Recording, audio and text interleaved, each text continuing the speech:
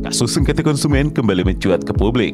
Kali ini giliran pembeli unit apartemen Meikarta yang angkat suara. Meski sudah melunasi pembayaran sejak tahun 2018, hingga kini mereka belum juga menerima sertifikat hak milik satuan rumah susun atau SHMRS. Melalui Lembaga Advokasi Konsumen DKI Jakarta, para konsumen resmi melayangkan somasi kepada pihak developer. Mereka menuntut hak yang seharusnya diterima, bahkan menegaskan siap menempuh jalur hukum bila sertifikat atau pengembalian dana tidak segera dilakukan. Peristiwa ini membuka pertanyaan besar terkait bagaimana perlindungan hukum bagi konsumen properti di Indonesia. Mengapa kasus seperti ini berulang? Dan sejauh mana peran negara hadir dalam menjamin kepastian hukum serta rasa keadilan bagi masyarakat? Simak pembahasan lengkapnya bersama Direktur Eksekutif Lembaga Advokasi Konsumen DKI Jakarta, Sentoni, di Pol Easy. Halo Stressers, kembali lagi di Polisi bersama saya Freddy Nugrahanto atau kalian bisa panggil saya Nita. Dan bersama saya sekarang ada Ketua Lembaga Advokasi Konsumen DKI Jakarta, Mas Sentoni. Oke, jadi buat Stressers yang bertanya-tanya nih, apa yang akan kita bahas di Polisi kali ini? Kita mau ngebahas tentang apa-apa yang berhubungan dengan urusannya perlindungan konsumen, khususnya pengembangan apartemen gitu ya. Tapi sebelumnya mau nanya dulu nih, gimana kabar Mas Sentoni? Alhamdulillah sehat Mas Dita. Mas Tony aja ya? Tony aja. Tony aja ya panggilannya ya? Iya. Sibuk sekarang di LAH DKI Jakarta. Iya. Oke. Mungkin ini Stansers masih banyak yang bingung ya, jadi sedikit gambaran untuk Mas Tony. Iya. Stansers itu adalah generasi terkini, Gen Z, Gen Alpha yang perlu kita berikan ya sedikit pencerahan tentang hal-hal yang berhubungan dengan public policy atau kebijakan publik gitu. Nah, kalau mendengar kata advokasi konsumen, kesannya kan begitu bahasa planet mana gitu ya, berat sekali gitu. Tapi mungkin Mas Tony bisa ngasih satu kalimat yang menggambarkan dengan sederhana, ini loh kenapa kalian harus peduli sama yang namanya advokasi konsumen atau perlindungan konsumen. Terima kasih Mas Dita. Satu kata dari saya adalah bahwa semua kita ini adalah konsumen. Misalkan kita belanja di Tokped, belanja di mana saja, itu kan pasti kita mengeluarkan uang dan harus mendapatkan barang, kan begitu. Kadang-kadang itu tidak sesuai, misalkan ukuran atau apa, atau terlambat pengiriman, itu kan perlu diadvokasi, kan begitu. Jadi seperti itu. Oke, jadi bisa dibilang mungkin ketika kita melakukan segala kegiatan ya, nggak cuma transaksi, tapi aktivitas kita yang berhubungan dengan pihak lain, gitu ya, itu memposisikan diri kita sebagai konsumen. Oke. Nah, biasanya apa sih yang membuat orang itu merasa wah kayaknya ini nggak perlu kita peduli banget, pas suara konsumen itu seringnya gak didengar gitu kan? Mungkin ini faktor dari sisi nilainya juga ya. Misalkan kita dalam belanja sesuatu itu kan nilai katakanlah 1.000 atau 2.000 gitu kan. Misalkan kita belanja di suatu supermarket secara harga misal 1.000, ternyata ketika kita bayar menjadi 1.200 karena lupa merubah harganya, kan begitu. Yang bagi kita masyarakat mungkin ya udah biarkan kan 200 kan seperti itu. Padahal secara konsumen kan nggak seperti itu. Gitu loh. Dia harus mendapatkan barang sesuai dengan harganya. Gitu. Terlepas nanti ada perubahan itu kan harusnya kembali kepada harga dasar lagi. Gitu. Termasuk kayak ini, berarti kalau kasusnya yang tadi Mas Tony bilang, biasanya kan ada pembulatan atau kembalian di minimarket dengan permen dan segala macam, itu termasuk situ juga? Iya, nggak boleh seperti itu. Seharusnya kan ketika harga misal 990 gitu kan, berarti kan ada 10 itu dari 1.000 itu kan harus dalam bentuk uang, kan begitu kan, tidak bisa diganti dengan permen segala macam. Kita sebagai konsumen berhak untuk komplain, kan seperti itu. Memang problemnya adalah masyarakat ini malas untuk komplain, kan begitu kan, dan di samping itu mungkin karena tidak tahu juga harus komplain kemana gitu. Makanya kan lembaga kami ini hadir sebagai jembatan untuk menampung aspirasi daripada konsumen tersebut gitu. Nah, ini mungkin kita agak geser dikit gitu ya. Ketika ada yang ketibanan kasus kayak tadi gitu, kalau Mas Tony kan ada lembaga advokasi konsumen sebenarnya tadi bilang. Nah, kalau misalnya kedapatan kasus seperti itu, maka yang perlu dilakukan adalah tinggal datang ke lembaga kami, datang langsung bisa melalui WA, telepon segala macam, akan kami advokasi seperti itu. Ya kan? Kami di sini memang memfokuskan diri di bidang perlindungan konsumen. Meskipun kasusnya receh tadi. Iya. Mungkin Mas Dita pernah mendengar mengenai parkir itu hanya Rp1.000 pun perbedaan kan seharusnya kan parkir itu kan sejam katakan 5.000, ya, lebih 1 menit berapa itu kan harusnya diakumulasi dulu kan baru ketemu harganya kan. Nggak bisa langsung nggak bisa pembulatan. Iya, kan begitu. Makanya maksud saya urusan konsumen itu memang urusan kecil, tapi kan untuk menyangkut semua orang kan begitu, ya. Untuk semua kebutuhan juga pasti kita beli kan. Nanti mungkin di kolom deskripsi bisa kita kasih ya. Kontaknya kalau ingin melakukan kontak perlindungan konsumen di Jakarta bisa kita kasih kontaknya lembaga perlindungan konsumen yang Mas Tony ada di dalamnya. Nah, tapi penasaran juga ini sih Mas Tony, tadi kan udah ngasih beberapa kasus yang sebenarnya bisa jadi gambaran buat Stensers, kasus-kasus yang sebenarnya sering terjadi di keseharian kita soal si perlindungan konsumen.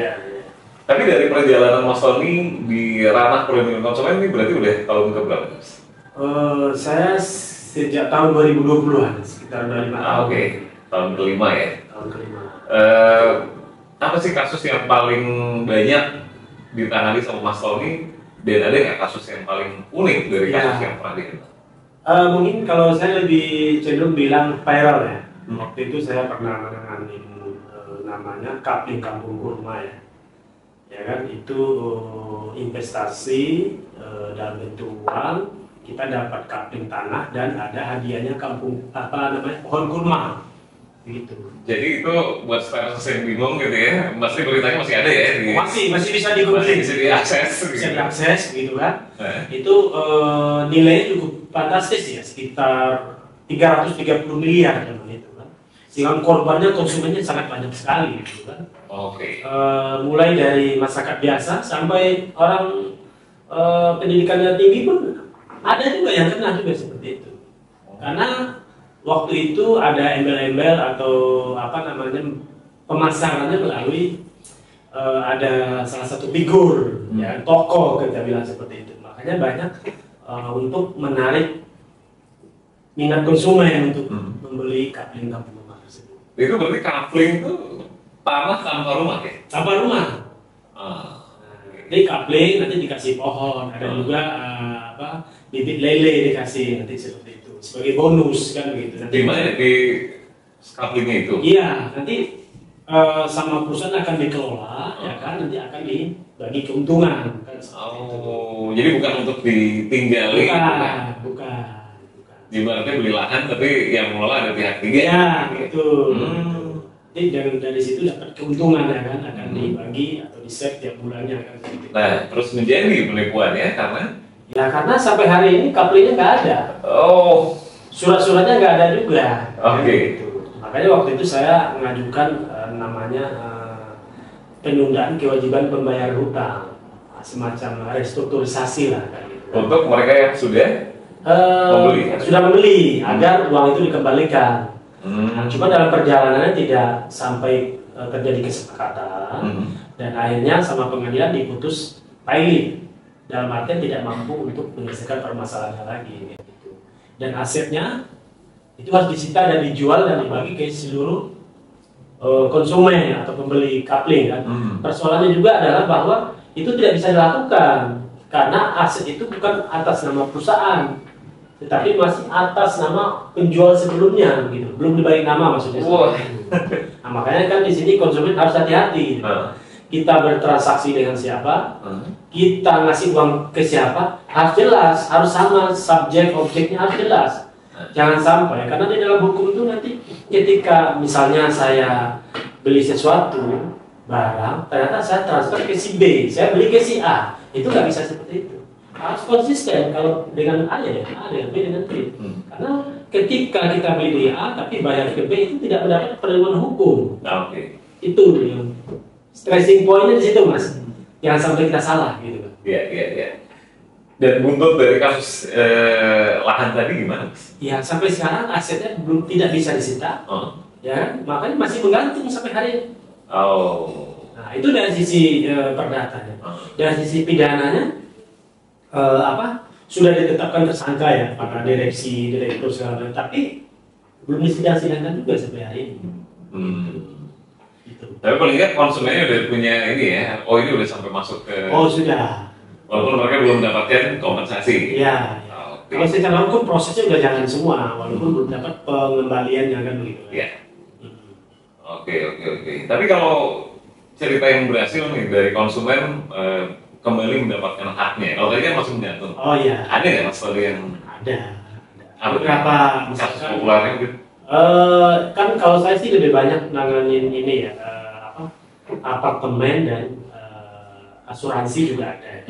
Biasanya kita konsumen itu beli suatu barang atau ruko atau kios segala macam di suatu mall gitu kan, ternyata belum ada surat-suratnya, ya kan? Akhirnya kita gugat ke pengadilan dan alhamdulillah sih Mahkamah Agung menghukum untuk mengembalikan uangnya sebesar 1,3 M kan begitu. Oke. Nah, itu yang berhasil. Yang lain juga ada beberapa itu berhasil tidak sampai kepada proses pengadilan mas. Kalau ini kan tadi sampai ke kasasi ya, ke Mahkamah Agung ya, cukup panjang juga waktunya. Tapi kalau ada juga yang baru saya jalankan adalah baru somasi pertama aja, itu uangnya dikembalikan walaupun dicicil, misalkan per bulan berapa kan gitu. Sampai ada yang 12 bulan, ada yang 4 bulan itu nggak ada masalah karena memang tidak ada potongan di sini gitu kan. Nah, cuman dari sisi tempo pembayaran atau pengembaliannya disepakati bersama ya? Disepakati bersama berdasarkan perjanjian. Oke, jadi kalau sampai tengah jalan macet, baru nanti timbul proses hukum kan begitu. Harus bisa digugat secara perdata lagi kan begitu. Oke. Nah kalau ngomongin apartemen di Stansos, ini ada satu kasus di jauh sih sebenarnya nggak di Indonesia ya. Oh iya di luar. Di luar. Di New York itu ada apartemen mewah, dia kena gugatan 2,6 triliun kalau digugatan. Dan kalau informasi dari warga di sana itu ada cacat konstruksi. Nah, mungkin Mas Tony bisa ngasih referensi yang serupa ya di apartemen mana nih di Jakarta atau di Indonesia yang mengalami kondisi serupa, sama-sama cacat konstruksi dan akhirnya kan konsumen akhirnya rugi kan kalau gitu. Ada nggak? Kalau di Indonesia itu sebenarnya udah ada aturan hukum yang melindunginya mas, karena suatu bangunan vertikal, apartemen, kondo, hotel itu ada namanya sertifikat layak fungsi, SLF kita bilang seperti itu kan. Itu yang dikeluarkan oleh pemerintah. Sebelum apartemen itu siap digunakan, ditempatin, itu akan dicek dulu nih. Misalnya lift, terus tingkat ketahanan bangunan, bahan-bahannya seperti apa, itu akan dinilai tenaga ahli. Ketika itu sudah fix semua, baru diterbitkan namanya sertifikat layak fungsi. Tadi gitu kan. Tidak bisa di Indonesia apartemen itu digunakan tanpa ada sertifikat itu. Jadi biasanya kan kalau di Indonesia deh, mungkin Stansos juga sedang ada yang proses transaksi apartemen. Biasanya kan mereka mau beli ketika unitnya belum jadi, atau dalam proses pembangunan. Nah itu berarti ada serah terimanya nanti begitu. Serah terimanya setelah dilakukan. Ada sertifikat tadi gitu. Dicek oleh misalkan ini ada dinas pemadam kebakaran. Kebetulan kan kantor kita di Jakarta juga di salah satu apartemen juga di Jakarta. Bahwa tempoh hari juga dilakukan pengecekan semacam ada dari sisi dinas kebakaran seperti apa, ya kan? Ketika suatu peristiwa terjadi emergensi, airnya diambil dari mana? Itu kan harus diperhitungkan juga. Itu bagian daripada untuk menerbitkan sertifikat tadi gitu loh mas. Terus dari sisi liftnya seperti apa gitu, ada tangga daruratnya seperti apa, itu akan dilihat. Dan rata-rata developer apartemen di Indonesia itu sudah melakukan itu. Oh iya. Sebelum serah terima nggak ada itu. Hampir bisa dipastikan itu. Dipastikan seperti itu. Karena serah terima itu tidak bisa tanpa ada SLF tadi. Karena itu kaitan dengan layak huni gitu loh. Ketika terjadi serah terima pasti kan orang mau ditempati, mau disewakan atau bagaimana, sudah ada sertifikat. Jadi kasus cacat konstruksi kalau di Indonesia hampir bisa dibilang nyaris nggak ada. Nggak ada. Oke. Sebenarnya ini pengalaman juga Mas. Ini saya dapat cerita dari teman saya yang minta tolong ke saya. Dia tinggal di salah satu apartemen di Jakarta. Ternyata airnya keruh. Oke. Nah itu bisa. Nanti datang ke kita, ya kan? Kita buatkan surat kuasa. Nanti kita akan mensomasi namanya badan pengelolanya atau P3RS-nya kan begitu kan? Yang mengelola apartemen tersebut. Nanti kita minta agar menyelesaikan problem mengenai air yang keruh tadi atau fungsi-fungsi lem atau fungsi apa tidak berjalan sebagai itu yang bisa kita somasi.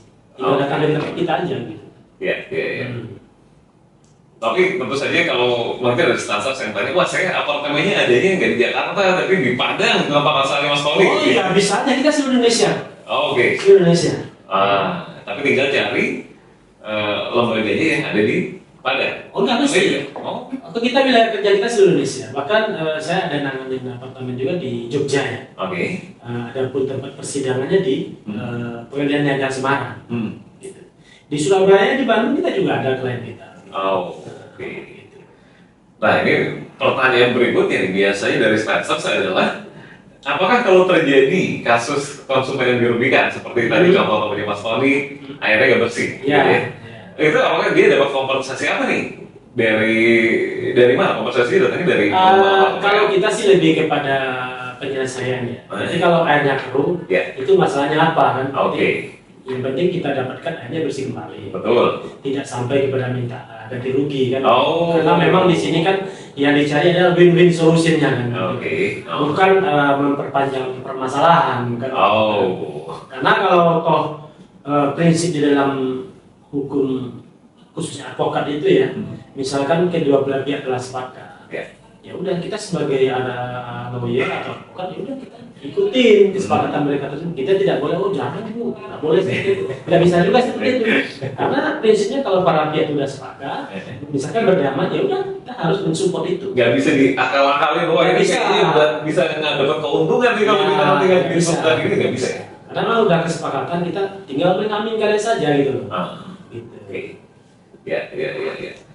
Nah, ini juga nih kasus buat sponsor mungkin yang pertama kali punya hunian, gitu, sudahnya apartemen dan beli, gitu ya. Iya. Pertanyaan yang mereka mungkin jadi pertimbangan, berapa lama sih kewajiban dari, ya mungkin aturan masing-masing developer beda-beda ya. Tapi perlindungan konsumen yang bisa diberikan itu sampai berapa lama dari umur apartemennya? Misalnya dia punya apartemen tahun 2025, apakah nanti tahun 2045 dia masih bisa mengajukan tuntutan gitu kalau ternyata ada hal yang tidak semestinya terjadi secara ini ya, secara sistem gitu ya, di apartemen. Ini prinsipnya kan kalau apartemen itu kan sertifikatnya itu kan ini ya ada jangka waktu ya. Ada 25 tahun, nanti ditambah lagi, taruh 50 tahun. Berarti selama dia masih memiliki unit tersebut, ya dia masih mendapatkan perlindungan hukum. Nanti kan posisinya akan berganti mas. Awalnya kan developer, nanti dari situ nanti seluruh pemilik atau penghuni nanti membentuk namanya P3RS gitu kan. Nanti dia akan diserahkan ke pengelola gitu kan. Nanti pengelola itu nanti yang akan menjembatani keperluan-keperluannya apa begitu kan. Misalnya air, lift atau taman atau apa segala macamnya itu nanti mereka yang akan mengurus. Makanya kewajiban si orang pemilik unit itu kan membayar IPL mas. Ada listrik, ada keamanan, ada air segala macam itu sih. Terus di sisi itu digunakan untuk melayani kebutuhan-kebutuhan daripada pemilik unit. Dalam artian bahwa perlindungan hukumnya sampai selama dia masih sebagai pemilik, tetap ada. Gitu loh. Jaminannya berarti selama itu ya? Iya, karena nanti akan dibuktikan dari surat-surat kepemilikan apartemennya. Nah, tapi kan biasanya nih yang jadi kekhawatiran atau masalah yang dihadapi developer atau pengembang dari si apartemen ini yang lepas tangan gitu. Itu pernah kejadian di kasus ini? Kalau untuk lepas tangan sih jarang ya. Cuman masalahnya kan banyak terjadi itu pertama terlambat dari awal ya, maksudnya terlambat serah terima gitu kan. Misal dijanjikan 2018 atau 2020 ternyata sampai hari ini belum terlaksana. Itu yang pertama. Yang kedua bisa juga surat-suratnya sudah unitnya sudah diserah terimakan, akan tetapi surat-suratnya belum ada. Oke Mas Tony, tadi ada kendala teknis ya, kita jadi terpotong diskusi serunya soal perlindungan konsumen di apartemen gitu ya. Yang tadi itu kan kita ngomongin soal developer nakal gitu ya. Yang kalau menurut Mas Tony sendiri hampir bisa dipastikan di Indonesia sih jarang ya. Yang saya juga cukup kaget gitu, oh ternyata jarang gitu ada kasus-kasus. Tadi Mas Tony sempat bilang kalau yang paling sering ada itu setelah terima telat gitu ya. Dan kalau sampai ada kasus yang sulit nih buat konsumen gitu ya, kalau nggak dia melayangkan gugatan dari konsumennya, dari warga pemilik apartemen gitu ya, mungkin standar salah satunya, langkah apa yang bisa ditempuh kalau wah kayaknya gugatan perdata nih menyita waktu, harus kerja apa kan, kita sambil ada aktivitas lain juga, kerja lah apalah gitu kan. Nah ada cara-caranya dari Mas Tony untuk menyiasati itu? Iya, kalau saya biasanya ini, kalau gugatan perdata biasa itu kan butuh waktu ya.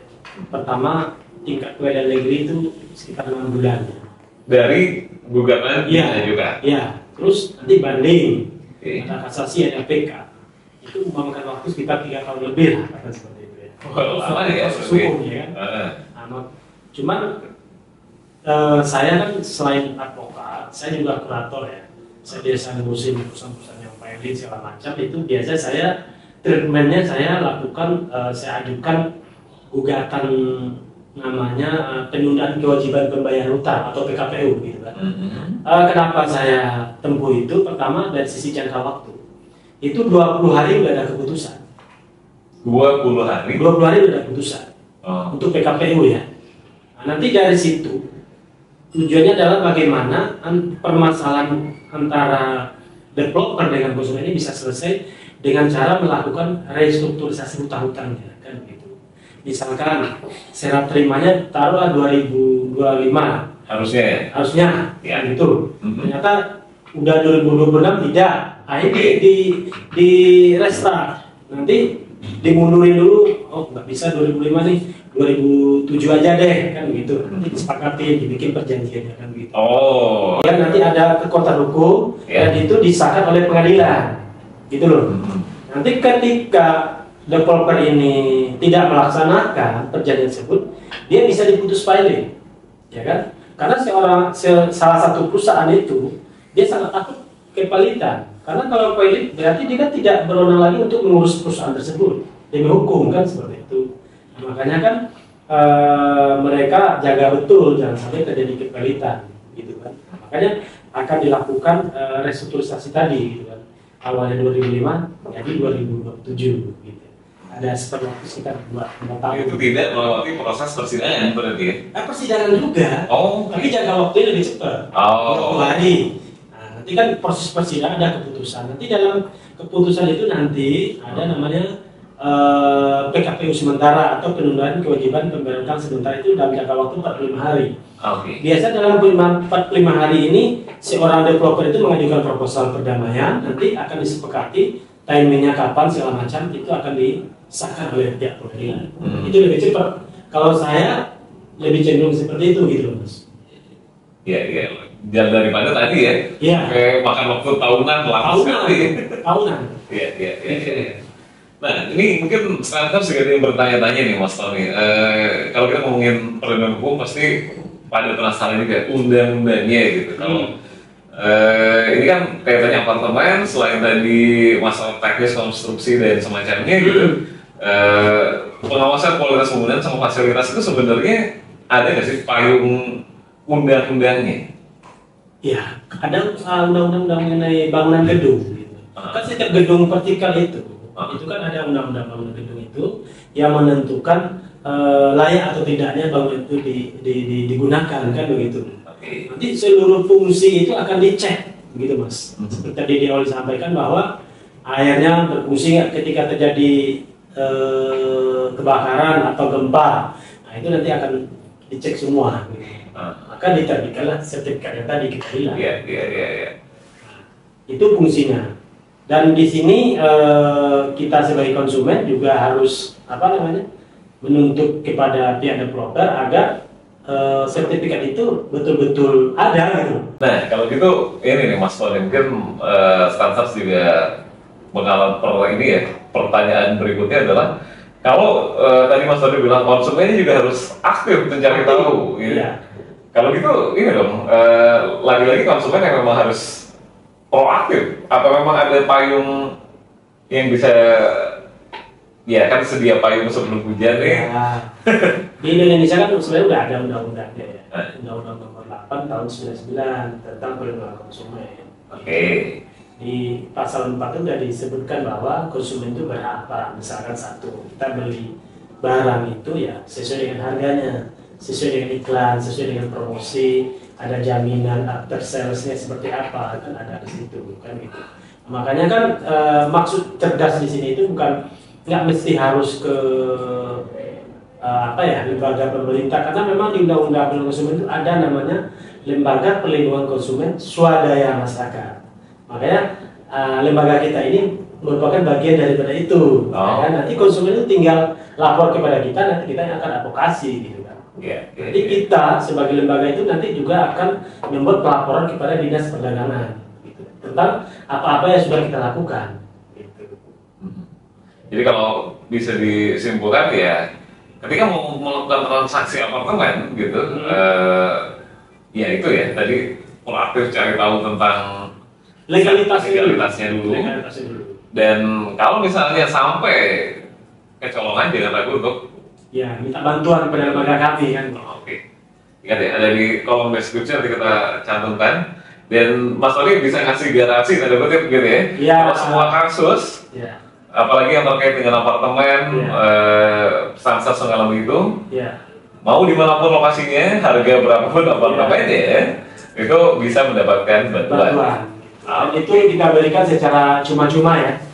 Gitu. Maksudnya seorang advokat itu kan juga berkewajiban untuk memberikan bantuan hukum pro bono.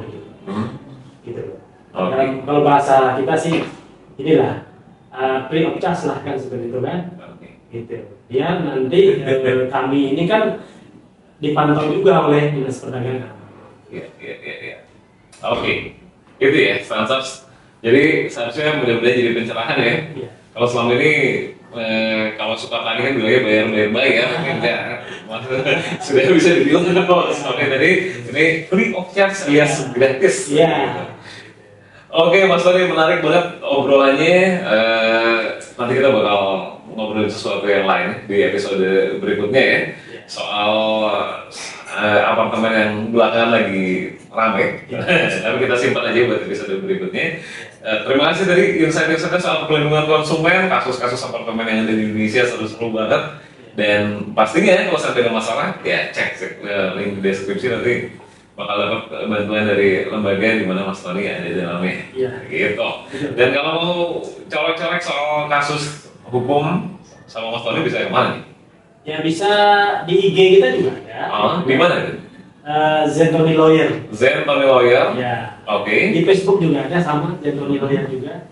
Di link juga ada sama gitu. Oke. Kita satu. Ya, satu nama ya. Satu nama. Tinggal cari aja Zentoni, tidak ada tulisan aneh-aneh ya. Tidak ada. Zentoni Lawyer. Ya. Dan silahkan aja kontak di situ ya. Nanti ada nomor WhatsApp kita, ada email kita, ada web kita juga ada. Oke, kalau gitu. Terima kasih Mas Tony sekali lagi. Kalau Stansars suka dengan konten-konten seperti ini, jangan lupa untuk subscribe ke channel YouTube Stans, follow kita di Instagram, TikTok, dan segala channel media sosial yang lain. Kunjungi juga website kita di www.stans.id. Saya Dita dan Mas Tony. Pamit dulu, sampai bertemu di episode-episode berikutnya. Bye.